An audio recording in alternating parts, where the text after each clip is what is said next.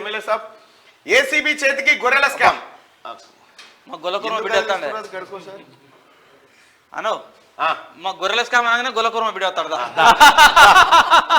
ఆయన చదివితే మంచిగా ఉంటుంది. జన్మదిన శుభాకాంక్షలు. థ్యాంక్ యూ ఎమ్మెల్యే సాబ్. మా ఆలేరు ఎమ్మెల్యే గారు నేను ఆడ 10 నిమిషాలు వెయిట్ చేసి ఫోన్ ఎత్తలేవు. యాదగిరి లక్ష్మణ ఉండాలి.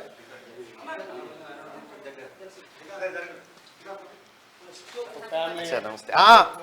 హలో హీరో దా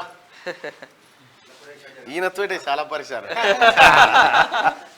దారణ ఇట్లా లోపల రెండోదిరా ఎమ్మెల్సీ మంత్రి నువ్వు అన్న మన ఇద్దరం ప్రజల మనుషులమే.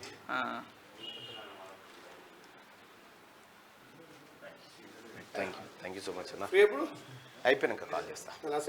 పోయిరా పెట్టిరా. సరే ఓకే బాయ్. Thank you. 10 నిమిషాలు ఆడ వెయిట్ చేసిన. Thank you so much. Thank you.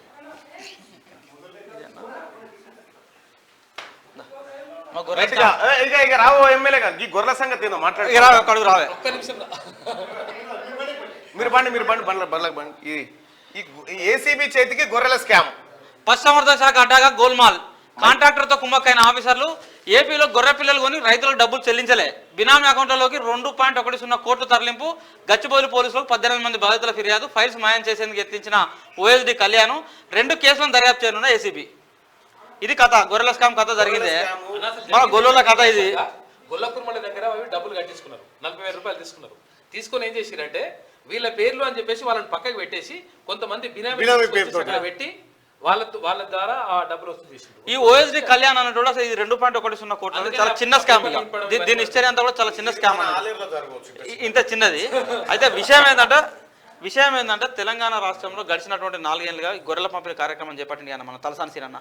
ఈ తలసాని సీనన్న ఈ గొర్రెల పంపిణీ మీద ఎంక్వైరీ చేస్తే తలసాని సీనన్న సంపాదించిన డబ్బులను 1,000 కోట్లు సీనన్న సంపాదించుకున్నది ఈజీగా. అయితే ఫస్ట్ 1,25,000 ఒక్కొక్క యూనిట్కి 1,25,000 అన్నారు. తర్వాత 1,55,000 అన్నారు. ఇట్లా పెంచుకుంటే నగదు బదులు అన్నారు. పెంచుకుంటే వేరు నగదు బదులు అన్నారు కానీ ఎవరికి వేయలే అన్ను. మునుగోడు ఎలక్షన్ల కోసమే అంతే మునుగోడు ఎలక్షన్ వేయలే చేసిరు గొర్రెల స్కీమ్.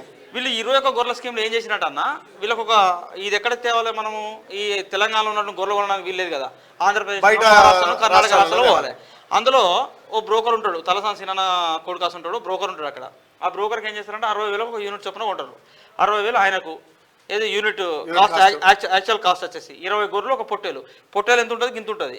గొర్రెలు ఎంత ఉంటాయి, 10 పిల్లలు ఉంటాయి, 10 అవి ఉంటాయి. అంటే 10 పిల్లతల్లు ఎత్తారే మన భాషలో చెప్పాలంటే. 10 పిల్లతల్లో చిన్న పొట్టేలు పిల్ల ఎత్తారు కదా, అయిపోతుంది. 21 గొర్రెలు ఎక్కస్తుంది. ఆ 21 గొర్రెలు ఎక్కేంత 60,000 రూపాయలు.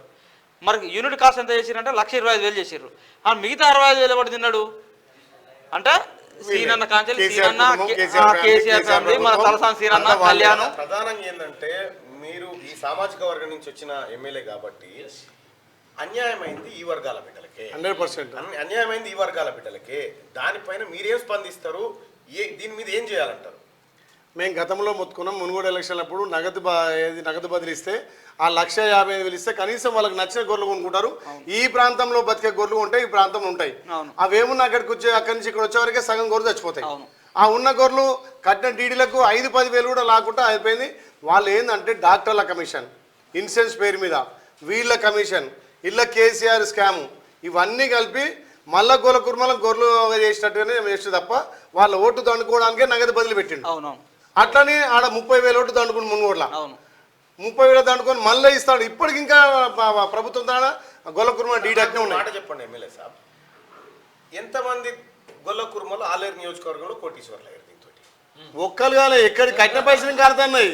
కోటీశ్వరులు పక్క పెట్టి మా పైసలు మాకు రాదని మొత్తుకుంటే మళ్ళీ ఇప్పుడు మా ముఖ్యమంత్రి రేవంత్ రెడ్డి గారితో మాట్లాడి ఆ నగదు బదిలీ 1,55,000 పెట్టి దానికి స్కీమ్ గొల్లకుర్మలకు మళ్ళీ కొత్తగా ఇంప్లిమెంట్ చేయమని మేము మెమరాండం ఇవ్వబోతున్నాం. గొల్లకుర్మలు టీఆర్ఎస్ ప్రభుత్వంలో మొత్తం నమ్మి మోసపోయారు.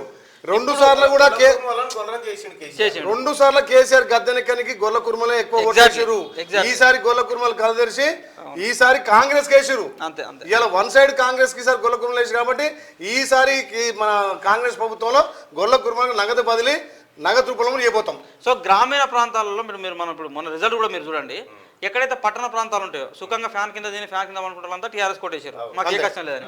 కాయ కష్టం చేసుకొని తాళెక్కలు గొర్రెలు కాసుకునే వాళ్ళందరూ కూడా ఊర్లలో పోతే రూరల్ అంతా కూడా కాంగ్రెస్ మేట వచ్చింది. సో కాంగ్రెస్ గెలిచింది అంటే గొల్ల కుర్మలు, గౌళ్ళు, మున్నూరు కాపులు, కులవృత్తులు అందరూ కూడా ఈసారి కాంగ్రెస్ వెనకాల ర్యాలీ అని అర్థం.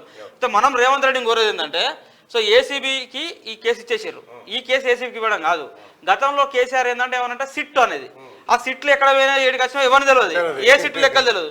ఈ ఏసీబీ అయినా కూడా ఈ పైసలు తిన్నటువంటి దొంగలను అరెస్ట్ చేయాలి, కక్కియాలి. ఆఖరికి ఆ మంత్రి, మాజీ మంత్రి, ప్రస్తుతం ఎమ్మెల్యే ఉన్నటువంటి ఆయన కుటుంబ సభ్యులను, ఆ ఓఎస్డీలను, సో వాళ్ళందరి పైన విచారణ చేసి సో దొంగలు ఎవరు, దోషులు ఎవరు, 8,000 కోట్ల రూపాయలు అవినీతి జరిగిందని తెలంగాణ సమాజం ముందు, మా గొల్ల కుర్మల ముందు పెట్టాలని కోరుతా ఉన్నాం. తెలంగాణ ప్రజల ముందు పెట్టాల్సినటువంటి అంశం ఏంటంటే, తెలంగాణ ప్రజలారా, మీ గొర్రెలు, ముఖ్యంగా గొల్ల కుర్మ సోదరులారా, మీ గొర్రెల పైసలు తిన్నోళ్ళు కేసీఆర్ అంట తిరిగినోళ్ళే. ఇప్పుడు వాళ్ళకు మీకు న్యాయం చేయడం కోసం ఏసీబీకి ఈ స్కీమ్ కు సంబంధించిన గోల్మాల్ వ్యవహారాన్ని అప్పచెప్పారు.